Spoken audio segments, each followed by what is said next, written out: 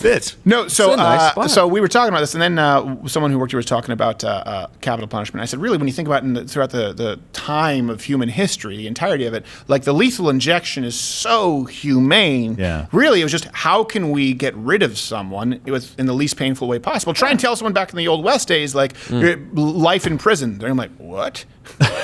You want us to keep him in the county jail? Those wooden bars won't hold him that long. Like they would be like, got no, two that's cells. that's what are cruel. you talking about? Yeah. And then someone in the office said, like, but I've heard that it hurts and it burns. And I said, no, that's just something people say. They basically knock you out. You just get knocked unconscious, and they give you a drug that paralyzes your system. Anyway, Bryce then speaks up and goes, yeah, I don't think it's painful enough. That's why I've always said, we really should be doing shark jail. Like,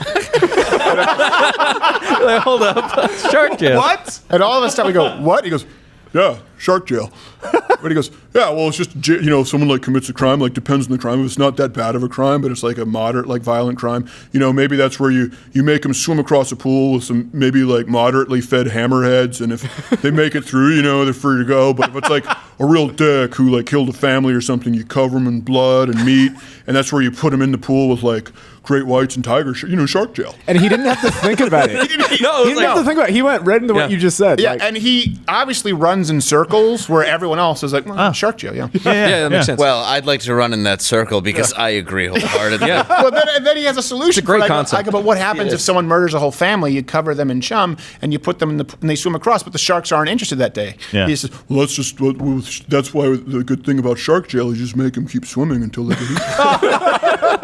Well, that doesn't seem fair. Oh, shark jail. I feel like if you make it through, you ought to be able to go. And I don't think he was joking when he said shark jail. I hope Shark Week features shark jail.